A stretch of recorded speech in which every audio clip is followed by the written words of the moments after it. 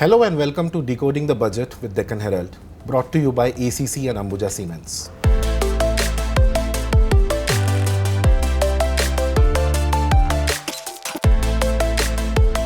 Days from now, on the 1st of February, Finance Minister Nirmala Sitharaman will present a record 8th Union Budget. This budget comes at a very crucial time. The Indian economy, while still among the fastest growing, has slowed down considerably. GDP growth for the current financial year is estimated to be the slowest since the COVID-19 pandemic, and this will likely be because of an inability to spend by the great Indian middle class. Meanwhile, there is a considerable amount of geopolitical uncertainty regarding the new US President Donald Trump and his trade and tariff policies and how they may impact India.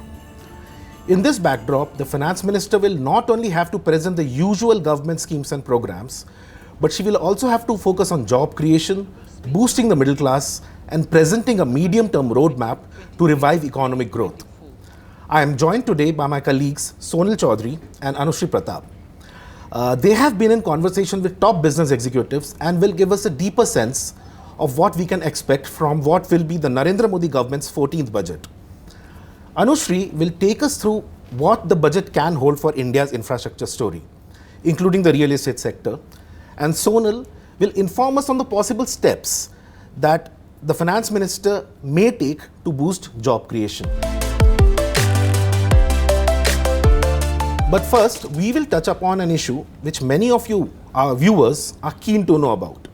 Will the budget cut taxes? What do you guys think? I mean, do they have another option? They don't actually. Yeah, you are right. There is a strong case for the government to bring tax relief to the salaried classes. The economy has been slowing because the common citizen finds themselves unable to spend and invest as much as they would like to.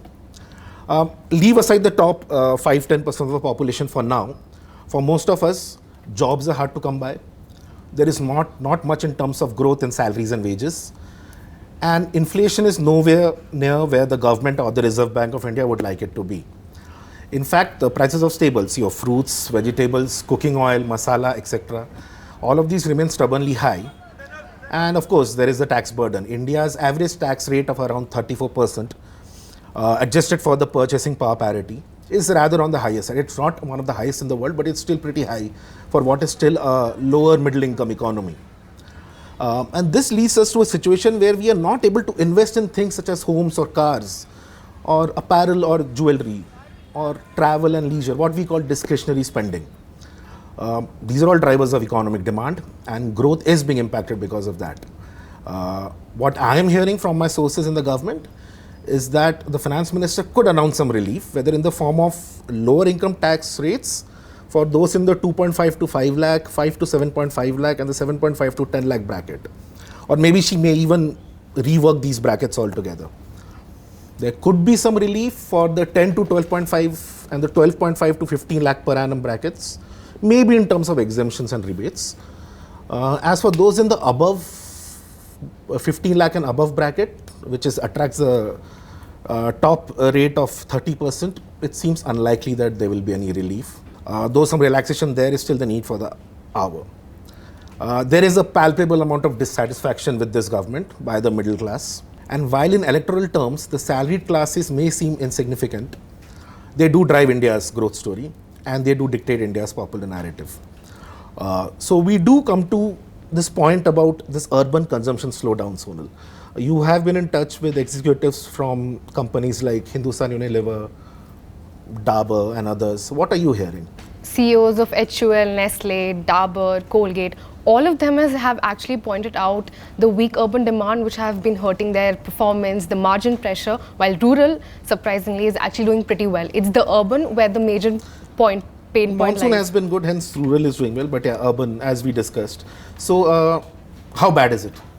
It's pretty bad. I mean, what do you say? The urban strata has not been able to buy the basics like oil, toothpaste, and it has been pulling down their growth for a good quarters now. And it is, although it is a short-term trend, it is likely to continue for the next 2-3 quarters. And which is why analysts, experts have been talking about, and they expect the government to push some money into it so that the consumption is boosted going ahead. Okay.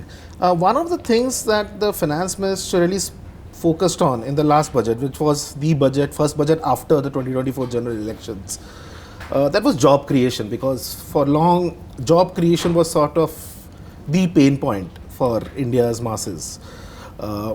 What are you hearing in terms of what the government can do further to boost job creation? And as well as the schemes that she announced, there were a lot of schemes, like this internship scheme and a scheme for job placement in the manufacturing sector. What's the sort of the status report on all of that?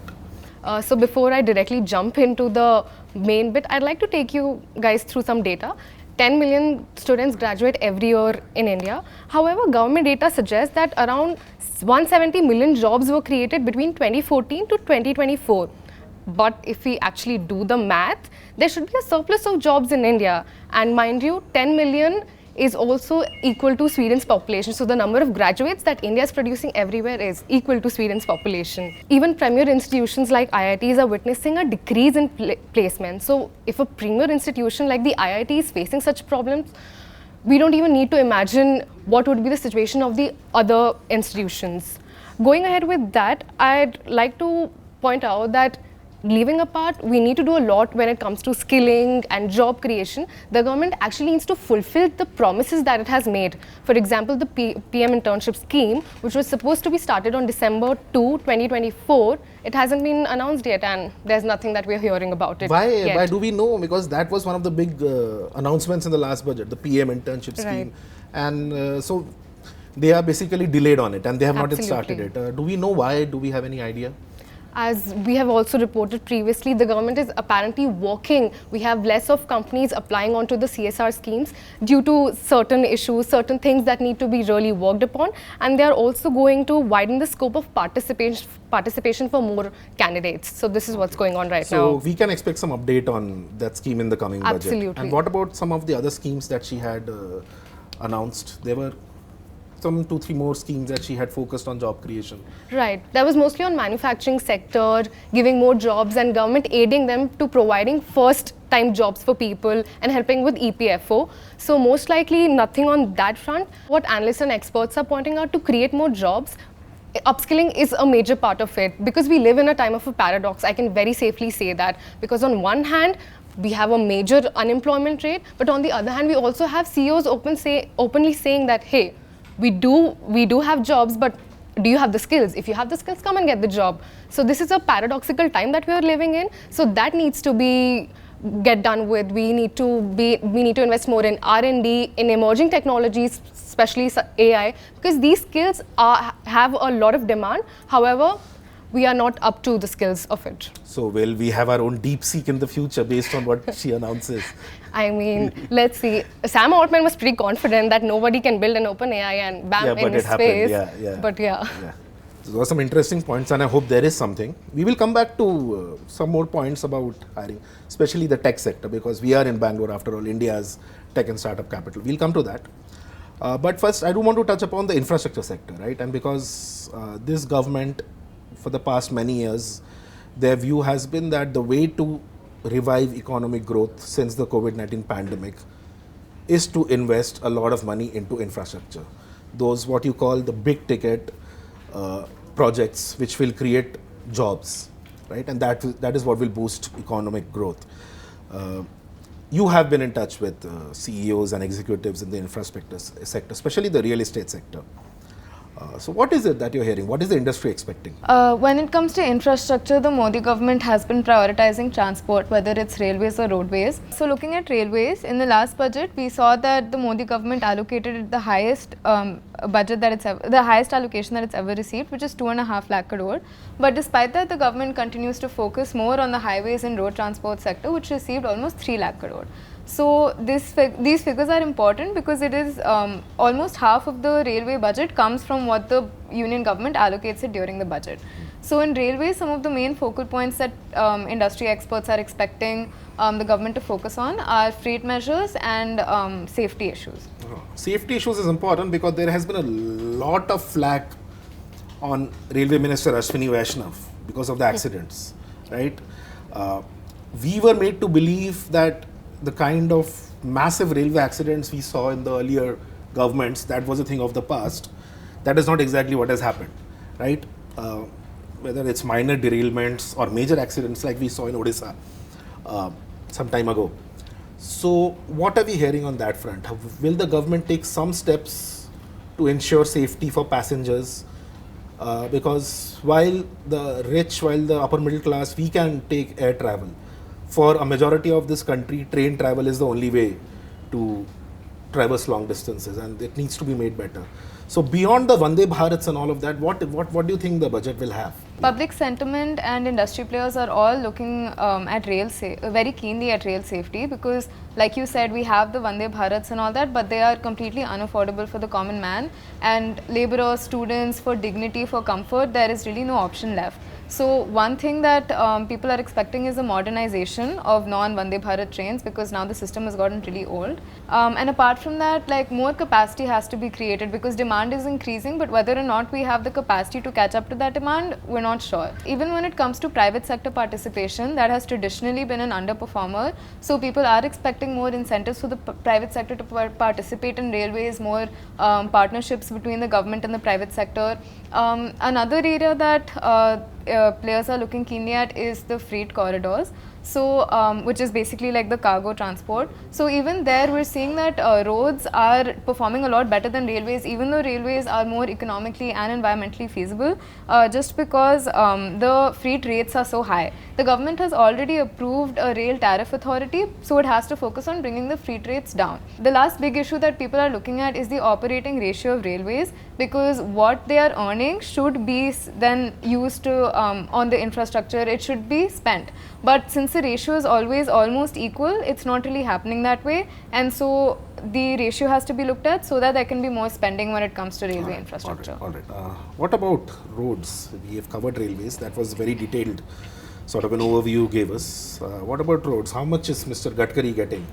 So roads last time got like almost 2.8 lakh crore, which is a huge amount, but until December of this financial year, less than 2 lakh crore of that has been spent. Still, people are expecting there to be more allocation this time towards roads, and that allocation is expected to go to a couple of major things. So one of those areas is the Bharatmala project, which was approved all the way back in 2017, but still around 4,000 kilometers of phase 1 has to be completed, and this is seen as very critical to the government's connectivity goals, its infrastructure goals, it's connecting the different corners of India through its golden quadrilateral. So that is one very significant place where people are expecting allocations to go to. Second, the National Highway Authorities of India, which does India's highways, has been in deep debt for a very long time, and even though that is improving, there's still around 2.8 lakh crore of debt.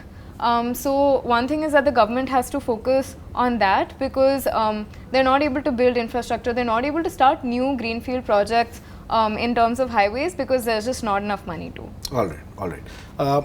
One thing that we have been talking about a lot is, the government's push for housing, especially this PM Awas Yojana for affordable housing. And real estate is one of the sectors which you cover, and I've been speaking with all of these companies. In terms of real estate, give us the lay of the land in terms of the real estate sector, and what can we expect from the budget? So despite the government's best efforts, affordable housing is seeing a downturn that is just not ending, and private players are especially dissatisfied with this, because they're not building affordable housing simply because they cannot afford it.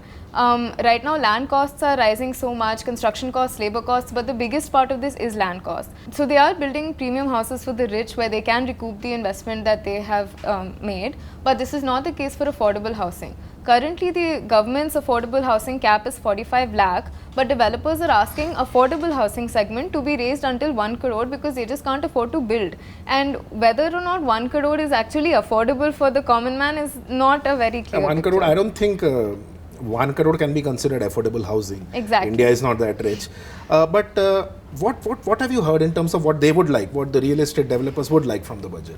So the biggest thing is land costs. Land costs are increasing so much, and the first thing that they need is subsidized land. And even when the government is releasing land, it's still going to the highest bidder. So it has to be released in a manner that they can actually make affordable housing in it. And in terms of what buyers are looking at, they want that the people who are buying the house for the first time since nothing is affordable for them, some of the extra costs like the stamp duty right now, which is 6% for properties, that has to come down. Apart from that, we need like more product linked incentive schemes for green infrastructure, which the government is looking very keenly at. And like even in terms of real estate, like infrastructure boosts and office boosts are something that's needed, and tying all of this together is green infrastructure. So there people are looking at the government's eye on the production side. All right. A lot of demands from the industry. There's only so much government can do in terms of how much they can spend, what needs they can fulfill. Coming back to you, Sonal, you cover you are the tech sector. You've been deeply observing the tech and startup sector, especially in Bangalore, which is considered India's startup and tech capital. What is it that the budget can bring to give a boost to this sector, to tech, to startup, to advancements? What can the budget do? So in the previous budget, the government did abolish angel tax, which was a great move. Startups absolutely welcomed it. This time we are expecting an AI fund, a major emerging tech. All eyes are on it, so hence more upskilling measures and a lot of funding towards AI, and also a little tax reliefs for startups which are investing into this technology is what we are expecting. Funding is a major pain point for the startups in India, and while the government has its own schemes, it can pump in more money in its ongoing schemes. For example, the Mudra Yojana, the Startup India program, and all of these schemes. And majorly when we look at funding, a lot of this comes from the overseas funds. Hence, experts also highlight that it's not like India doesn't have in it to up its game in funding. However, a little push from the government, a little more tax deductions, a little more schemes, a little more money, and all of that can help solve its startup funding problem.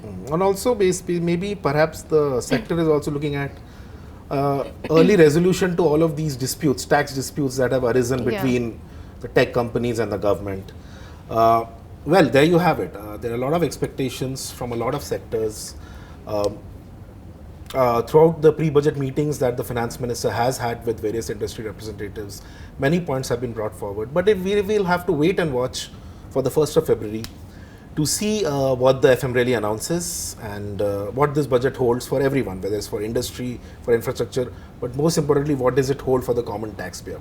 Do subscribe to our social media platforms and do log into DeccanHerald.com for a detailed analysis on the Union Budget 2024-2025. Thank you for watching.